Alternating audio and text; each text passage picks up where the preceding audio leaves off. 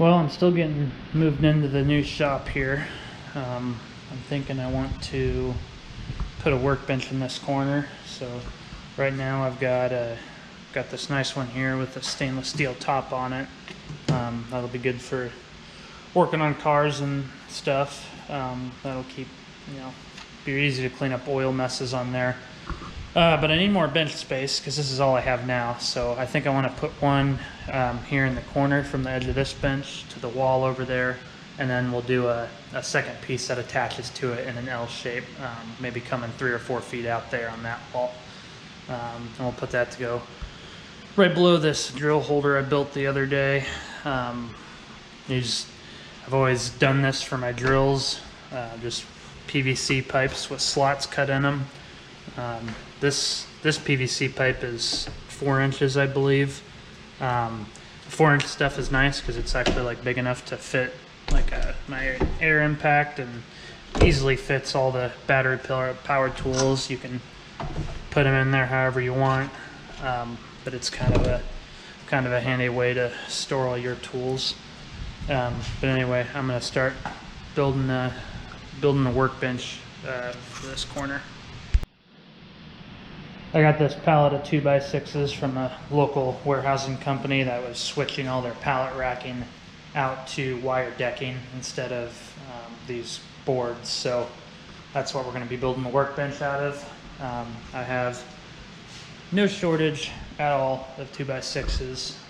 They're all about 44 inches long, and they're in very rough shape.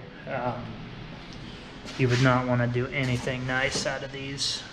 Edges are beat up on a lot of them, but they'll work good for a workbench.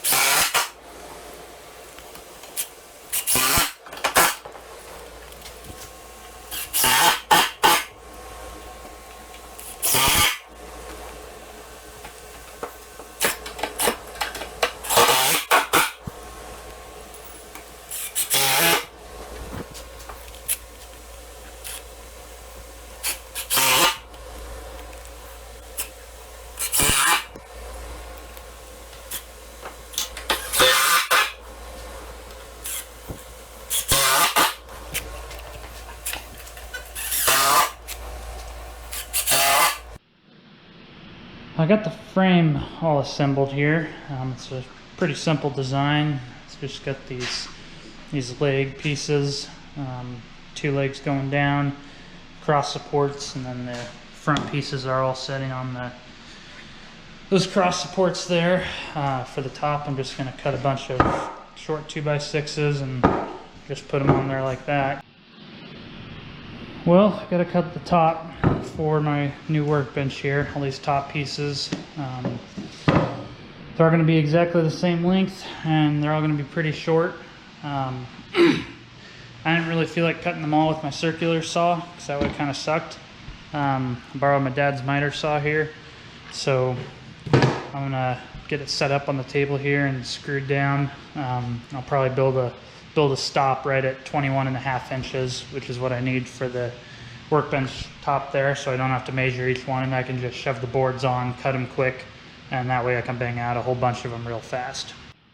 We'll see what I can find here in this pile of scrap wood. Nice things about quality saws like these is they're set up to be used on a bench or on a stand. For example, the surface there that the board sits on, the deck for lack of a better term, that's exactly 3.5 inches.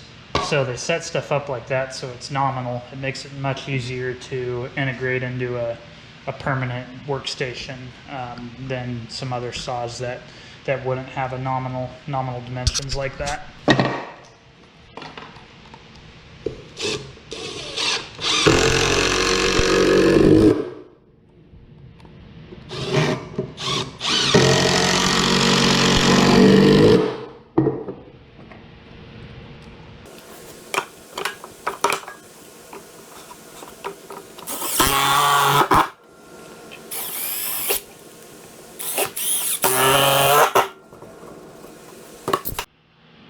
Alright, so we'll get our stop set here. Just measure from the blade out to the block. Get that right where we need it. I'm not too worried about it being super square. I'm worried about the block being super square to that. Well, guess I'll need a new block. Okay, let's try that again. So, as I was saying, I'm not worried about it being super square. Just because the nature of this project, it doesn't need to be super exact. It wouldn't matter if one end was off by a 1/16 or more.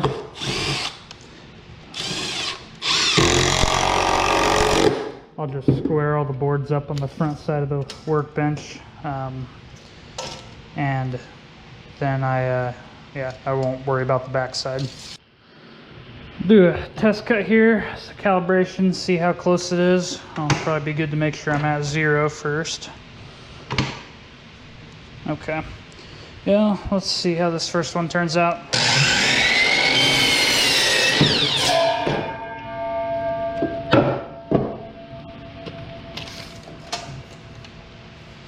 Yeah, 21 3/8. Might move this block in a little. Having the saw blade crooked like that didn't help either. I should have checked that before I put the stop in.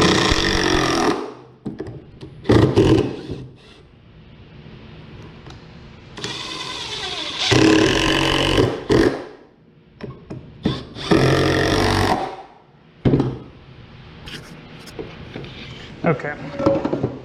Let's go for round 2.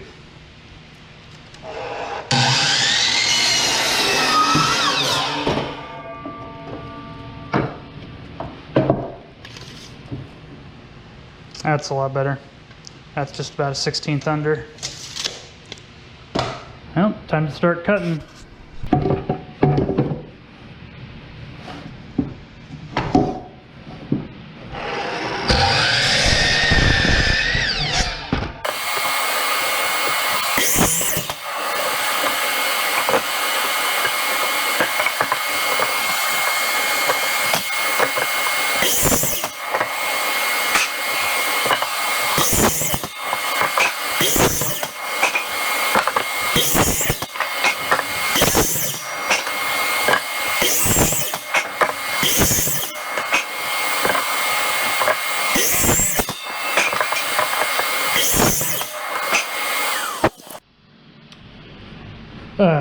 what a guy could do potentially to make the joints between these top boards a lot smoother is you rip all these boards on a table saw.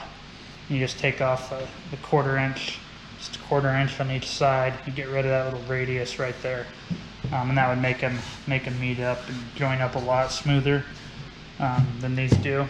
But I did not want to take the time. I do not have a table saw, and I did not want to take the time to borrow a table saw to cut all those boards for that.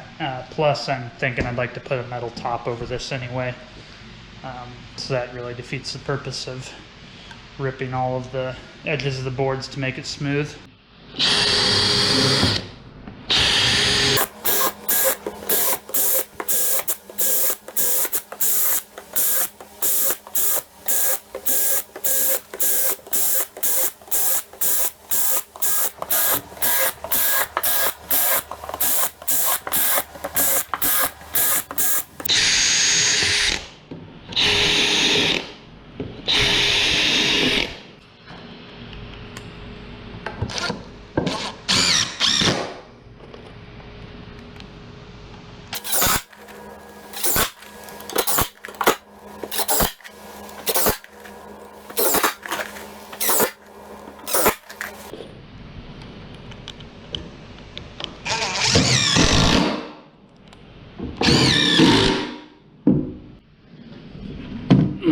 So just got done driving all these screws.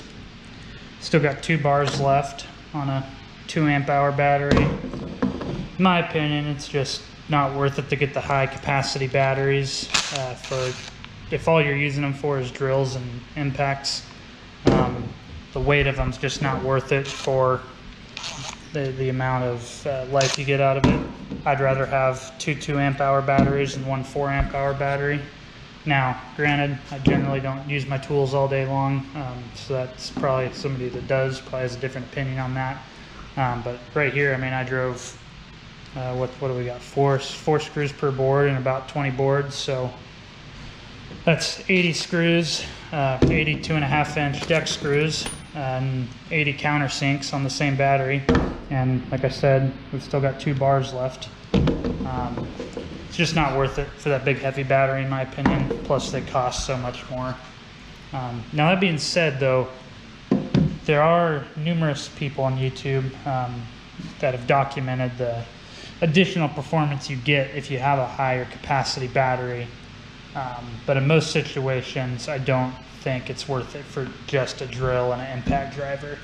Now if you're using something like a circular saw or a high torque impact or a mid torque impact, having a higher capacity battery will be much more beneficial there, as those will chew through it a lot quicker, and they'll see much more performance gain from a high capacity battery than a tool that doesn't use as much power will, like one of these. So that's just my 2 cents on batteries. I don't like carrying the heavy ones around all day, especially on drills and drivers.